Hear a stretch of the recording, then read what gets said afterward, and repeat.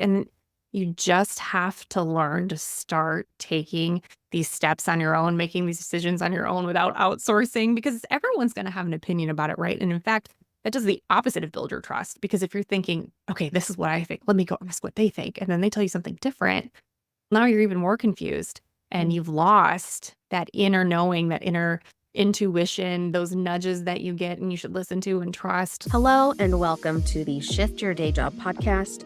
I'm Brittany Cates, your host and companion on this incredible journey of career transformation. Get ready for inspiring stories, valuable insights, and a roadmap to shift your mindset towards a more fulfilling professional life. In each episode, we explore the remarkable journeys of individuals who made the leap from one career to another. As we navigate through these stories together, you'll find motivation, strategies, and the confidence to pursue your dreams. Whether you're feeling stuck, contemplating a change, or just seeking a dose of inspiration, this podcast is your weekly companion.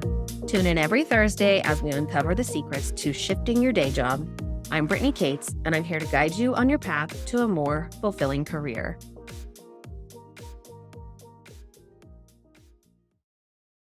Hello and welcome to another episode of the Shift Your Day Job podcast. I'm your host, Brittany Cates, and I'm so glad that you've joined me today.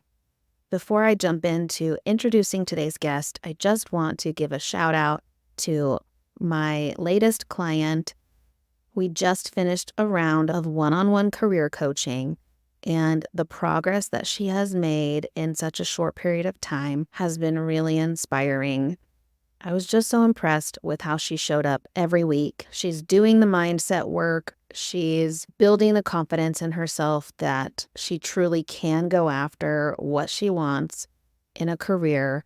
And she's stepping up and speaking up more about the career path she's pursuing and building relationships and connections that are only getting her closer and closer to her end goal. Again, I'm super proud of her, and I can't wait to see where she lands. If you're interested in working with me as a one-on-one client, I would love to chat with you. Please feel free to reach out via email or on Instagram. My details are in the show notes. And together, I'm confident that we can help you on your career journey to gain more clarity, confidence, and direction on your new career path. On today's episode, I'm excited to share my conversation with Shannon Warner. She is a former school teacher who left teaching due to overwhelm and burnout, worked in a completely different industry for a while, has been a stay-at-home mom/entrepreneur, and is ready to get back into the workforce again. Shannon comes with a lot of wisdom around trusting yourself, defining your values, and believing that opportunities are put in your path for a reason and that you will not miss your divine calling. I really enjoyed chatting with Shannon, and I hope you enjoy this conversation as well. Without further ado, please welcome Shannon Warner to the podcast.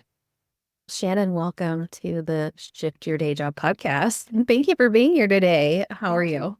Thank you for having me. I'm fantastic. So, Shannon, tell me a little bit about your career background. So, what you used to do, what are you doing now, and the evolution that has happened to get you here today?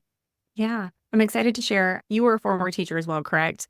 Yeah. Yes. And we keep bumping into each other. I keep running into former teachers. So if there are any current teachers listening, just if this speaks to your heart, just know it's for a reason. Receive whatever message comes through for you.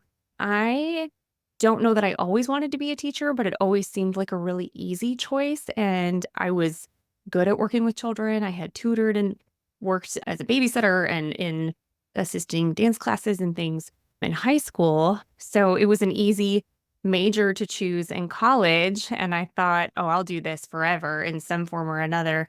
And I very clearly remember the classroom and everything that I was sitting in when my professor said, take a look around. Within 5 years, I forget what the number is, half. I think it was maybe half of you won't be in the field anymore. And I was like, oh, not me, never. I'm going to do this until the day I die. This is what I'm going to do. And sure enough, I ended up being one of those people that left. I left in the middle of my 5th year. And that brought up a lot of feelings, but I had to. It was at the point where I was not having thoughts of, quote, unaliving myself, but I was having days where I would drive on my 45-minute commute going, well, if I got in just a little car accident, maybe I could get the morning off, or maybe just like sprained my arm and a little fender bender, I could get some time off. And it was like, whoa, alarm bells. That's not okay. None of us should feel like that ever on our commutes to work. Like alarm bells, something is amiss, and you need to pay attention to what messaging is coming through in those scenarios. I was overfunctioning. I am now a recovering people pleaser, but I was in the thick of it at the time. I was signing up. Yes, yes, I'll do more. Please give me that. Please acknowledge me. Please see me. I'm a good teacher. And I burned myself right out. Overdid it, burned myself right out. And I was looking for anything education adjacent. Within the first couple of years, I had also completed my master's in educational technology, and that was going to be a dream role for me. And none of those positions just came to fruition, despite my active networking and applying until I was blue in the face. And something just fell in my lap.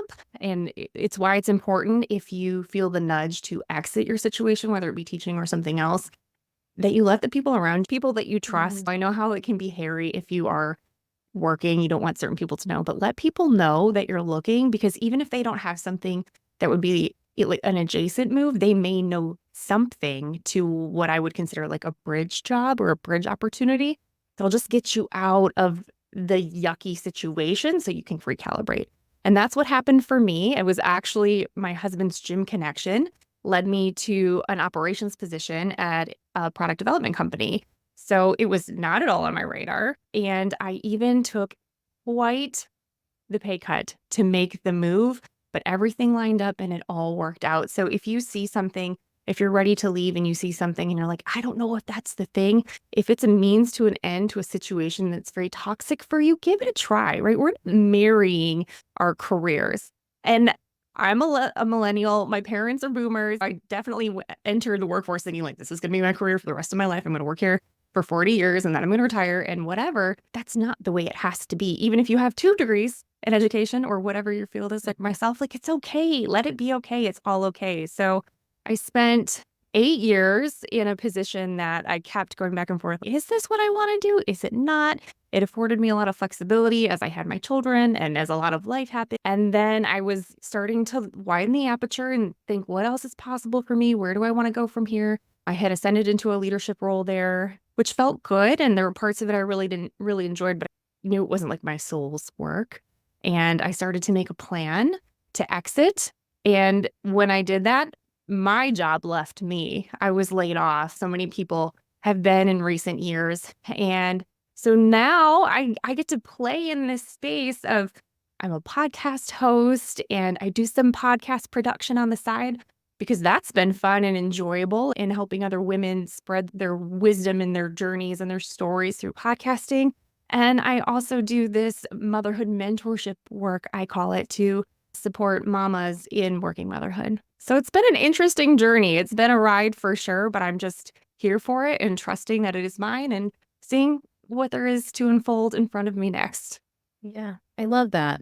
Being open to possibilities and having that flexible mindset, right? Let's just see what happens. And I think your comment about you're not marrying a job, right? Like you can always leave. It feels a little bit like we hold on to this belief that's not true. If I'm going to change jobs or if I'm going to take this job, I have to commit for, I don't know what arbitrary number we have in our heads, but it's not true. I don't know. It makes me think of like when people are like, why is there a gap on your resume? And how do you explain that? And it's always, what are other people going to think? If I start this job and I leave a year later or 6 months in, what are people going to think? And to hold on to that really puts limitations around really truly figuring out what is going to work for you. And so just allowing a little bit more grace in the process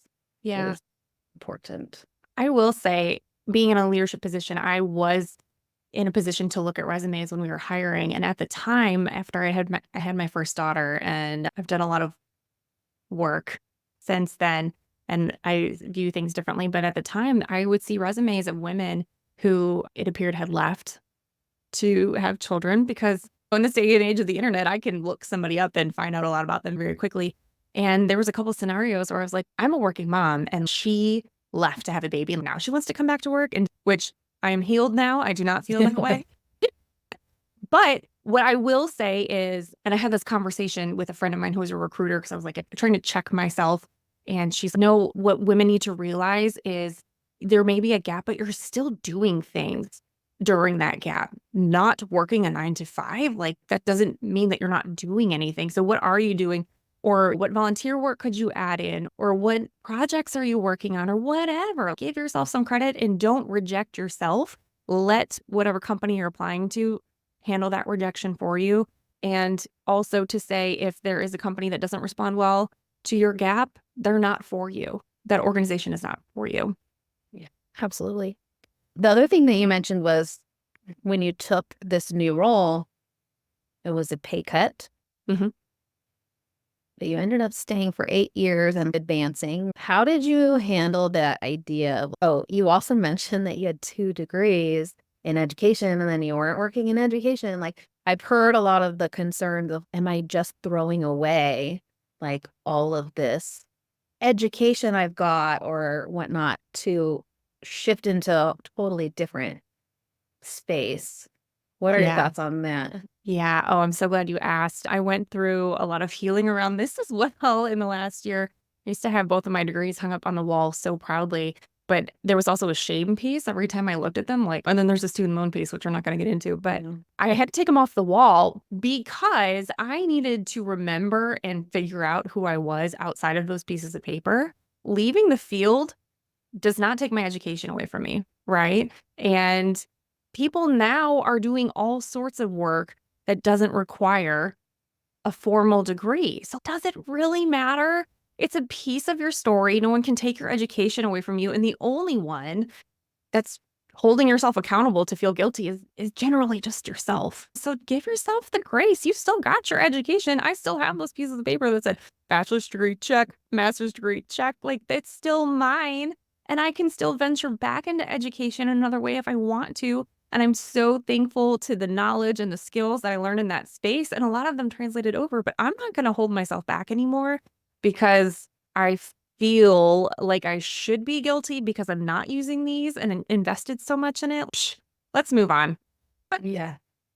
I love that. And it's not that you're throwing away any education. Like you said, you still have that and you have those experiences that have helped you build the skills and have given you the experiences that you can then, the transferable skills, right? Like, how does it apply to my new career? Yeah. Because it always does. It's not, oh my gosh, going to go to waste. And especially as teachers, you're so versatile. And speaking to the pay cut piece, I worked in North Carolina, which if you are familiar, they do not pay well there at all. They do not pay their teachers well. And so already not getting paid great on master's pay and then taking a $10,000 pay cut. And I remember calling my dad after the interview, crying and going, I don't know how I'm going to do this. I know I need to leave, but I don't know how I can swing this. And he just assured me, like, you're making the right choice. If it feels like a good fit, it's going to work out. And if you need help, we'll figure it out. And I will say, I got in there and I hit the ground running. I used all those transferable skills. But honestly, the biggest thing was just my resourcefulness and my adaptability and just being able to just shift and learn, which teachers are fantastic at. You just have to be. You are just by doing the work that you do every day. And that was my biggest, I would say, advantage in moving into a completely new arena. And within a month, they gave me a raise. And then within a few more months, they gave me another raise and bumped me back to where I was before I left. So within, it was probably 6 or 8 months, I was back at the pay that I was making, but I also cut my commute from 45 minutes to 10 minutes. So with the gas savings and the this and that, like it all worked out. So if it feels like a full body yes, if you have an opportunity, even if the money isn't exactly what you're looking for, give it a try. And if in 6 months, like you said, if it's not the right fit after all, move on. But at least it like breaks that energetic of feeling stuck into more of an energetic of what else is possible.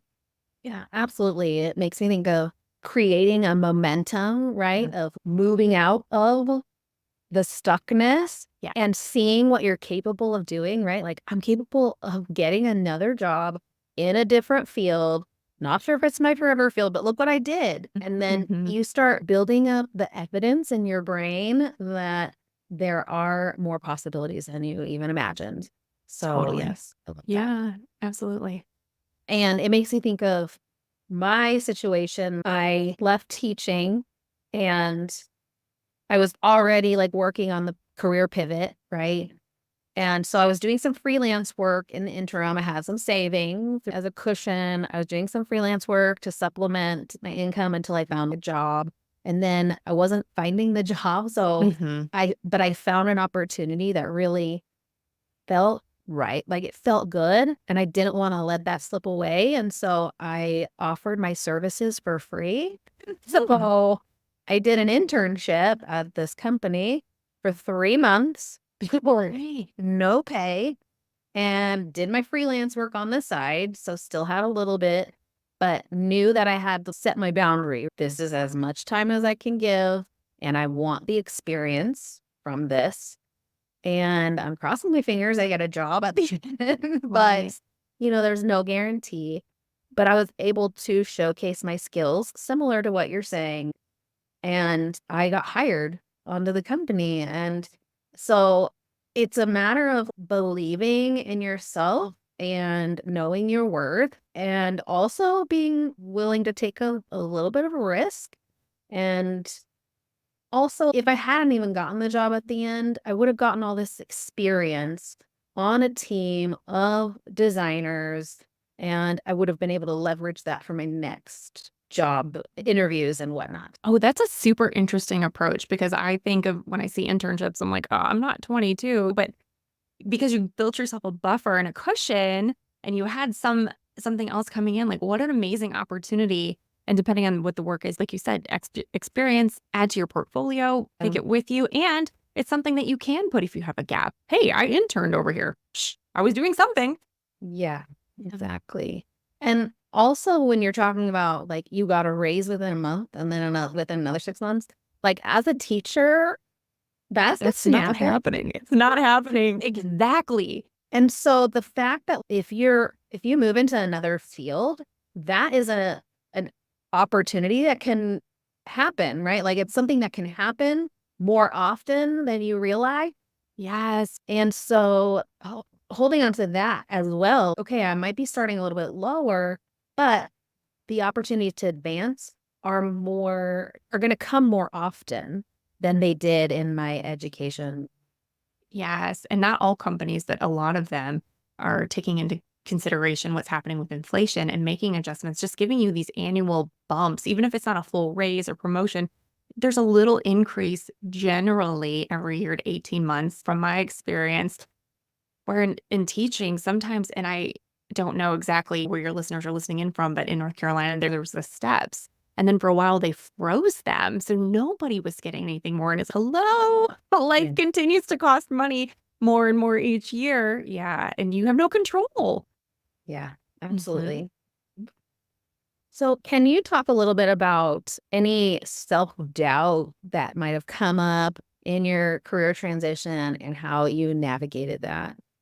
Oh my gosh. All I knew was education, right? I had stuck all of the education feathers in my cap. I was taking all the trainings, doing all the things. Yeah. So there was a lot for sure. But I think what was so important was just trusting my journey, which is like a recurring theme in my life. It's just trusting my journey and that things are always going to work out. And if something is placed in my path, it's for a reason, especially the timing of that. I had taught the first like semester of that school year. And this opportunity dropped in my lap right at the holiday break. It was going to be timed where I could leave right at the holidays. And it was like, okay, I have to trust that I am being led in this direction for a reason. And they obviously see something in me and wanting to hire me. So I'm going to go for it and I'm going to be kind to myself and I'm going to allow myself to be new and I'm going to tap into the skills that I have. And I'm just going to roll with it and be as nice to myself as possible in the process. And it worked out, thankfully. But I think we all just need to give ourselves so much grace and trust trust in ourselves and trust in our journey. And if you're a believer in source, God, whatever, trust the divine path that is for you and that it's all going to work out, even if it's just a little blip on the radar of you do this for 6 months or a year, or you end up there for 8 months. Like, it's all fine. Yeah. Yeah.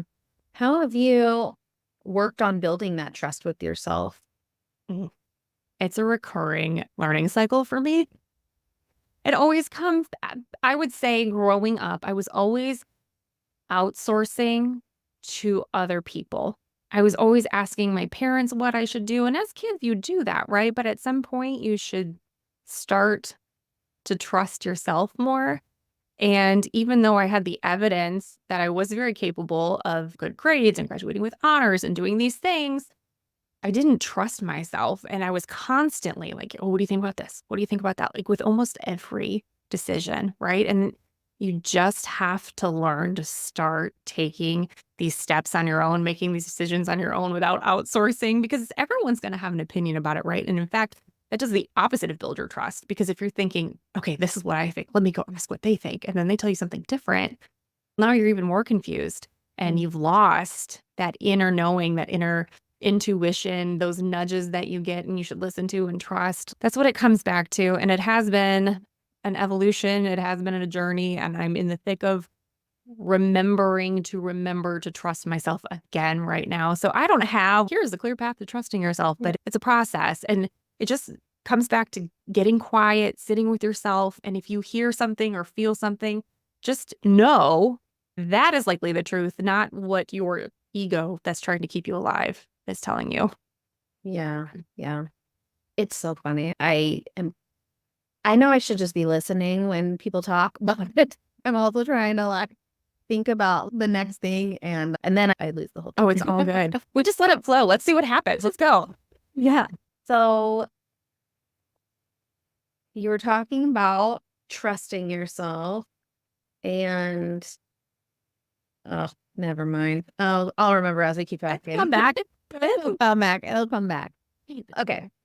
How would you say you've stayed resilient when tough moments have arrived along your career path? I would say my set point is just to like power through even at my own suffering. So I don't think I have the best skill set in like healthy resiliency. I just do because I'm like, I have to. I would say now it's giving yourself a lot of time and space to rest and pause instead of powering through. And that gives you more bandwidth to be resilient instead of powering through and then crashing on the other side, which was absolutely the pattern that I was living. I did it at the end of every semester with finals. I would power through, even though I knew the stuff, cram and study and blah, and then I would get sick for a week without fail every semester, 8 semesters of college, never figured it out. And that's how I did life until very recently, I would say the last couple years, getting to know Kathy Heller and being a student under her mentorship and learning, actually, it's like leaning back and taking your foot off the brake that gives you the bandwidth to be available and be resilient in the long run in a more healthy way. Yeah. There's this quote from my coach that she says, slow down to speed up. And yeah, that's definitely what it makes me think of like, how can we want to do everything, right? Do all the things and make sure we're doing enough and blah, blah, blah. But how do we pull back and get back to the basics and slow it down because it preserves your energy, right? It doesn't burn you out as quickly. And it's also going to help you with focus, right? Instead of feeling frantic and doing all the things. Yeah, it is so important to start gaining that awareness and noticing the patterns and going, I always get sick around, especially if you are a teacher, you always get sick around this time of year. Is it right after finals when grades are due? Are you noticing a pattern of when you really run down or it's holiday break and you've got nothing left and you feel like, I don't know if you ever felt this way at the end of the summer. I felt like for 3 days after the school year, after you're done cleaning up your classroom and you're finally able to be at home, I felt like I had to stare at the wall for 3 days just to get back to some sense of normalcy when functioning. And it's like, alarm bells. Like, that's not the way to go. That's not the way it's supposed to be. So yeah. And slowing down for a lot of us is really uncomfortable because we're used to just doing all the things. And our set point is to have a to-do list a mile long and check everything off and berate ourselves if we don't do something, but really lighten your load where you can. Just where can you take that approach, like across the board of maybe I'll do just a little. And it feels so uncomfortable. I understand. I've been there, but it is so powerful. It is so powerful. Yeah, I've come across that this week myself. I had a couple of evenings where like things like plans fell through. I'm like, what do I do? You do nothing if that feels good. And then of course noticing like, why doesn't this like, why is it hard? Yeah, right? If you're not used to being busy, it's uncomfortable. And again, your nervous system is, we don't know this. What is this? Danger. I think we might die if we don't cross something off the to-do list. Yeah. And I think for me too, I always know what would make me feel better, right? Okay, what if I did like my breathing, like, or whatever, or meditate, and sometimes you want to sit in the uncomfortable. Like I've been reflecting a lot lately on this idea of we're so used to being unhappy, uncomfortable. Like our set point is, can't think of the right word, but we want to live there because that's what we're used to instead of living at a higher, like a higher energy level, right?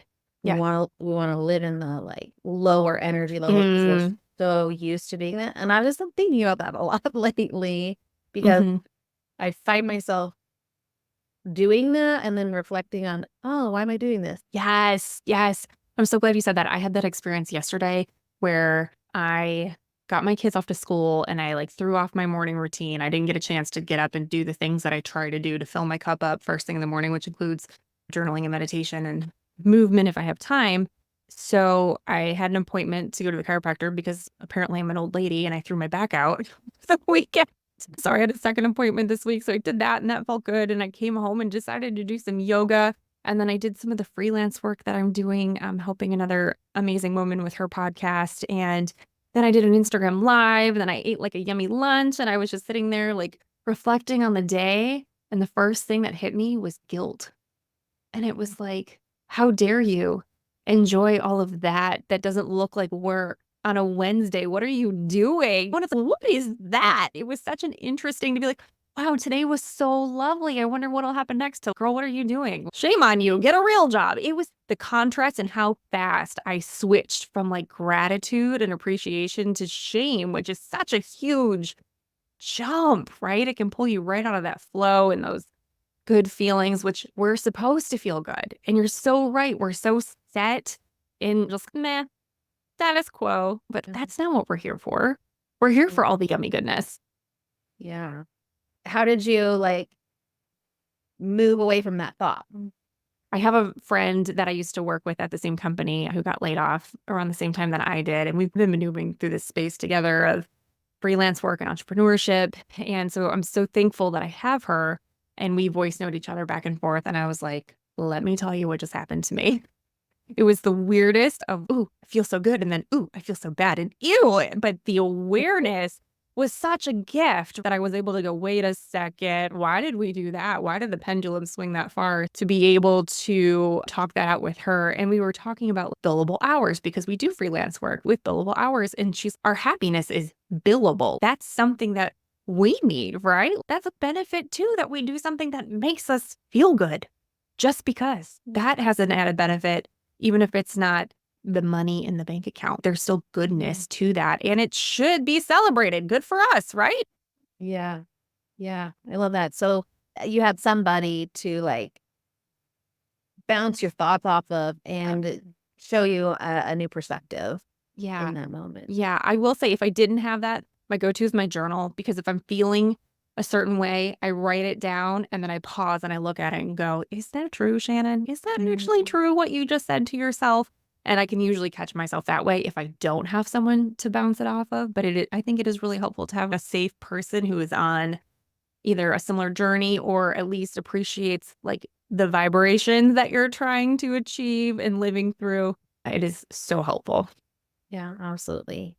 You have that one friend, but what other, can you talk a little bit more about the community that you've had to support you through your career transitions? The jump, I would say, from education into the other realm was hard because I had a lot of friends at the school and they were all like, "What are you doing? We love you, but what is this?" And you were the last person we would think that would leave. Thankfully, I had friends outside of work and they were super supportive. And I quickly made new friends through the new workplace, which I'm grateful for. But I would say the biggest community support has been through this last transition. And I enrolled in Kathy Heller's Abundant Ever After I think it started in February, like the launch was in January.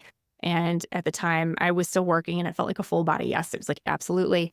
And not too far into that program is when I got laid off. And I was like, oh, I just invested heavily in myself to take this program, but okay, trying to trust the journey. And I posted in the community's Facebook group of students, and they were like, I said, "Hey, this is what happened. I'm a little scared. I don't really know. I'm embarrassed. I'm shocked. I have a lot of feelings around this layoff."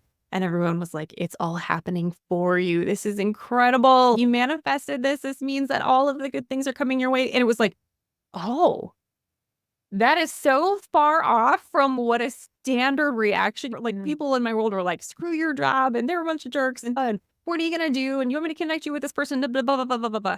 And it's all worked out. It's been okay. And I've maintained connection with a lot of those women. One of the women in my pod from Abundant Ever After, she and I talk, I would say probably every other day over message and Zoom at least a couple times a month. She moved to Sicily recently. So it's so fun. But it's been so helpful to have women who are on a similar journey that I can tap into, even though the program has ended. Through my podcast and through groups and things, we've all kind of stayed in touch in different ways. And it's just been so beautiful to have people who are like, "I see you.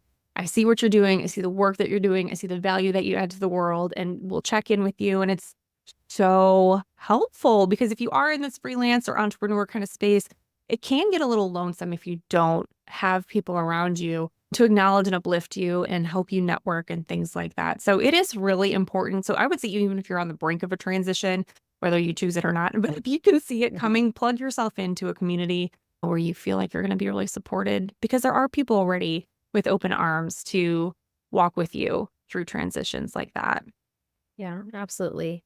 Finding like-minded people who are going through something similar or working towards something similar to support you and to also have them as an example of what's possible. Yes, those are called expanders. If they're a couple steps ahead of you and you're like, "Yes, I see what you're doing," then it tells your body that it is also possible for you too, and it makes it even more available to you to step into that same greatness that you admire in them.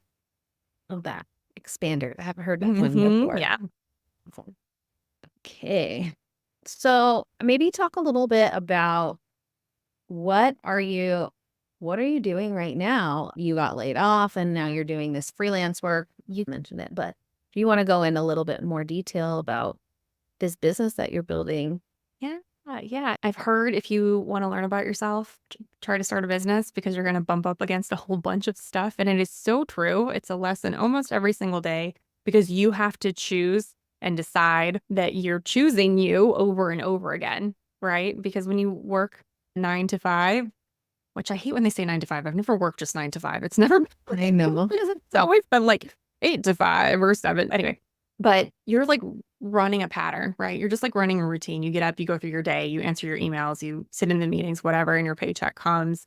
And that's easy to choose that. It's more difficult to choose a path where there isn't guaranteed money. But backing up a little bit, I was still employed at the time and I was like feeling the nudge that there was something else. And I saw an opportunity to create a course and I was like, oh, I used to be a teacher. I could do this. Like, that's fun. And then I had to decide what am I going to create it about. And I was really impacted by my own motherhood journey and stepping into working motherhood, especially as a high achieving people pleaser. I was like, I can do this. It'll be fine. Don't worry. I'm smart. Like, I'll read the books. I'll be fine. I was not fine. And it was a really hard transition. And I hit a wall. I really struggled. So I thought, okay, if I could build some kind of a tool, a course to help women through, that would be really meaningful. And then it grew into what else can I do? How else can I help these women?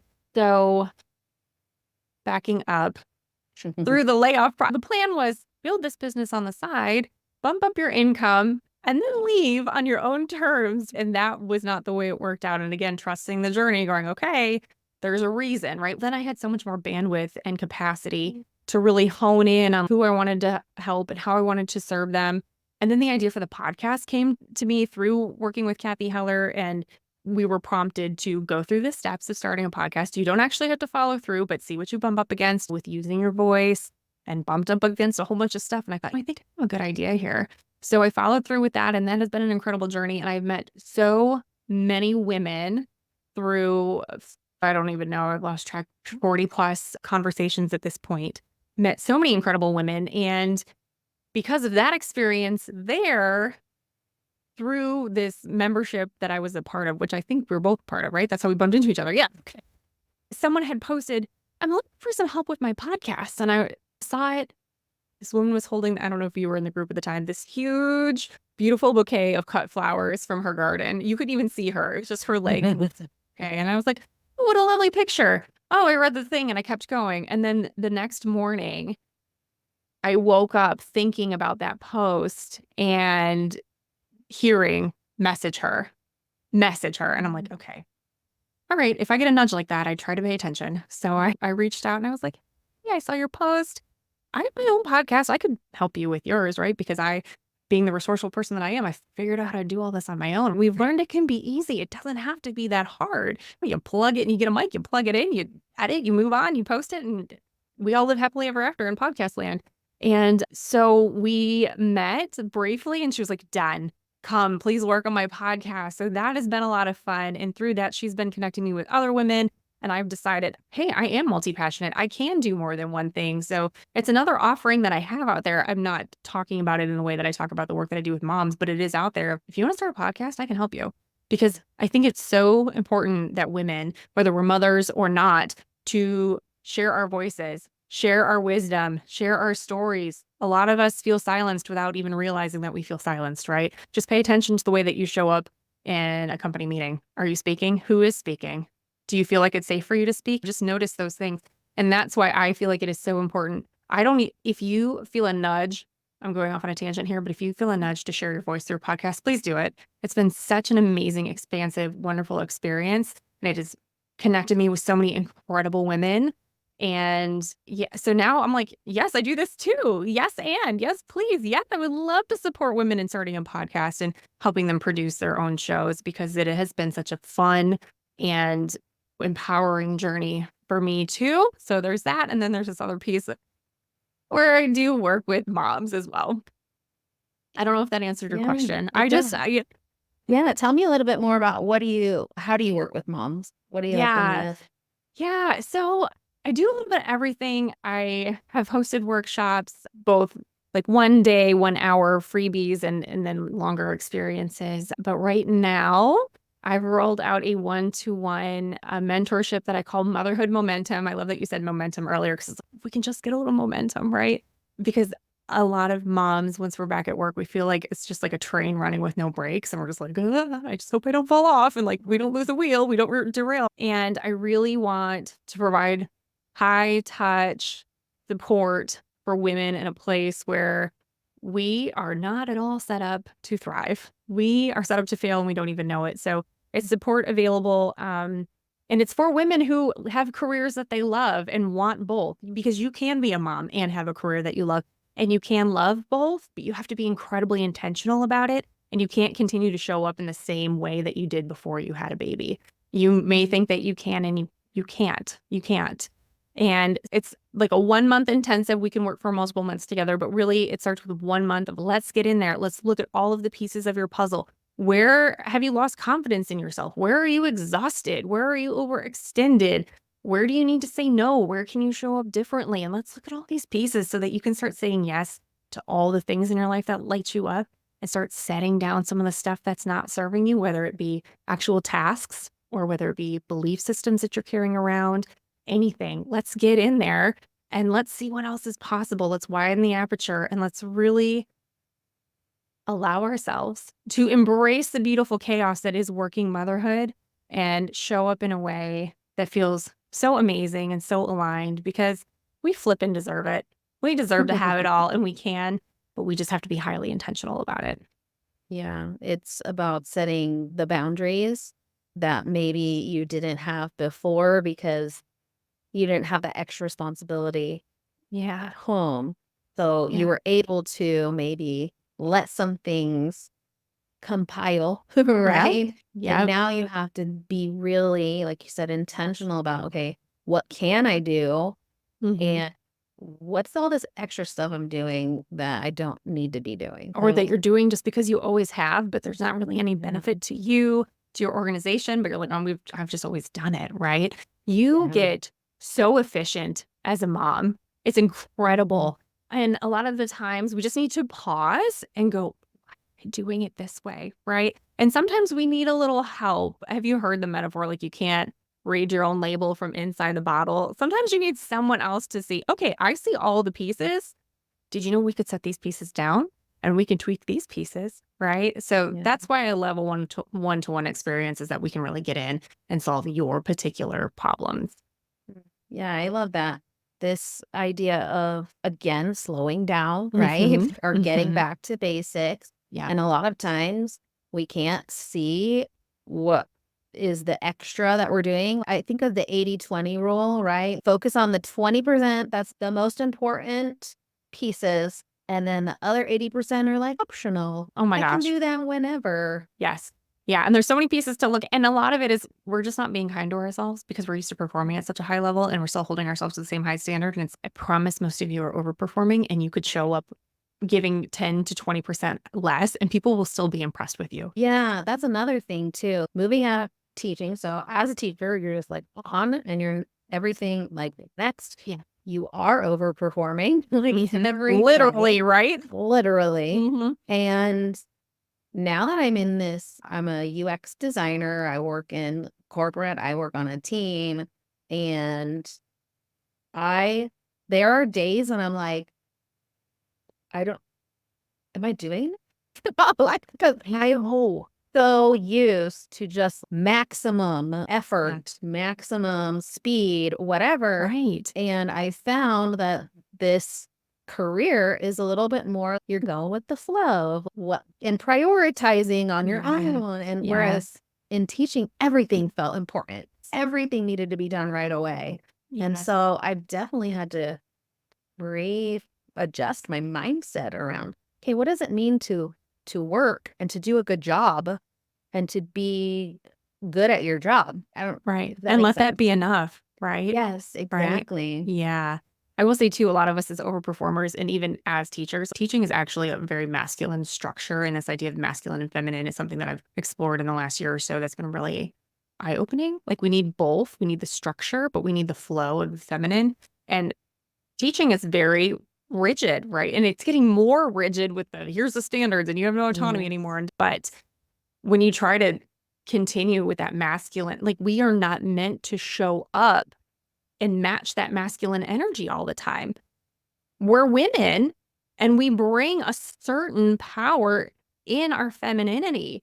Let the men power through. When we show up day after day and try to emulate that, you are going to burn yourself out. You are not wired the same way. And if you pay attention to cycles, and this was the biggest eye opener for me, men reset their hormonal cycles on a 24-hour schedule. We as women Hey. we as women are on a 28 to 30 day, depending on what your cycle is. So your energy fluctuates throughout that month, whereas a man's energy fluctuates throughout the day and then resets each morning. We don't have that. So if you show up every day, especially these like overachievers, you show up trying to match that energy, you're going to burn yourself right out. So it's a great opportunity again to pause and go, huh, like where can we show up? And I don't mean like putting on a frilly dress or wearing more purple or wearing more lipstick. That's not what I mean by tapping into your feminine. It's just like, where can I show up with more ease and flow? Like you're finding, I don't have to power through this all the time. Like, where can you show up with more ease and flow and be that in the workplace instead of another man with the big voice wearing the tall pants you know what I mean? There's enough of that. We have our own magic to bring to the table and just giving yourself. I didn't learn that while I was like in the thick of working, and I wish I had. I'm not supposed to show up like Mr. CEO. I'm not him. I don't have that energy, and I'm not supposed to. My magic is what is already in me. Yeah. Yeah, I love that. I think we compare ourselves a lot, and being able to step back and recognize the value that you bring based on your unique background, your unique biology, like your unique experiences, and moving aside this idea that you have to show up like everybody else and you get caught up in. Oh, So totally. comes back to, can you recognize? And when you do recognize, are you able to make that shift in that moment? And every little shift is going to help you move away from that and tap into your natural like gifts. Yeah, the power of the 2-degree shift, right? If you're in a plane and you change your course by 2 degrees, you'll end up on a completely different continent. So yeah, you don't have to overhaul your personality. Like, it's just like, hey, I'm noticing this here. Or could I let it flow? Where could I find ease here? And where can I just relax just a little bit? You're still worthy and deserving of your position, of your title, of your salary, of all those things if you decide to take a breath, pause, and show up in a way that feels more aligned. You are worthy of all of that. So don't get caught up in it. I know it's so easy to, but that's why the awareness is so crucial. Yeah, yeah. And taking the moments to rest or rejuvenate or having that morning routine so that you can stay centered in that. It gives you more bandwidth to move through those situations because inevitably there will be stressors at work. And when you're depleted, you're very reactive. Whereas if you have more bandwidth because you're taking care of yourself outside of the workplace, you've got the capacity to pause and go, oh, this is less than ideal, but how can I manage myself through the situation so that all of us can move forward in a way that feels really aligned and good? Thank you. Of course. Can you offer any practical tips or resources for people who are wanting to shift into more of this flow state or like more relaxed worthiness? Yeah, I've had a lot of teachers in this arena. That would be my first thing is I love Kathy Heller. I love Tracy Litt. I love Kate Northrup.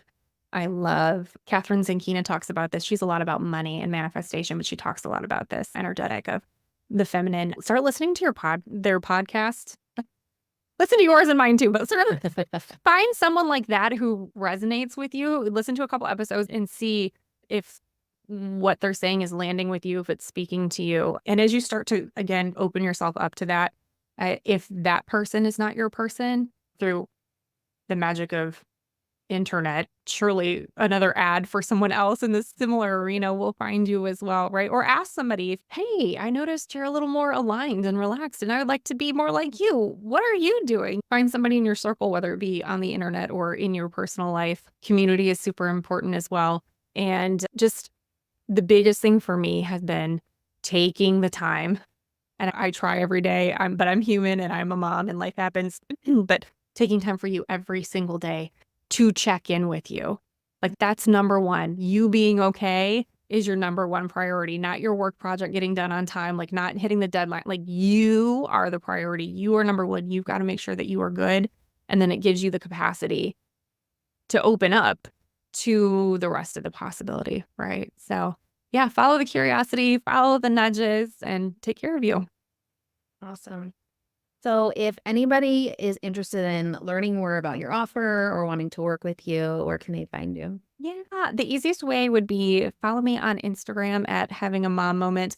I'm on Facebook, but I'm not as active there. I'm sorry. I've got links in my bio over there for some freebies and other resources for moms. My links for my podcast are in there, but you can find the Having a Mom Moment podcast wherever podcasts are.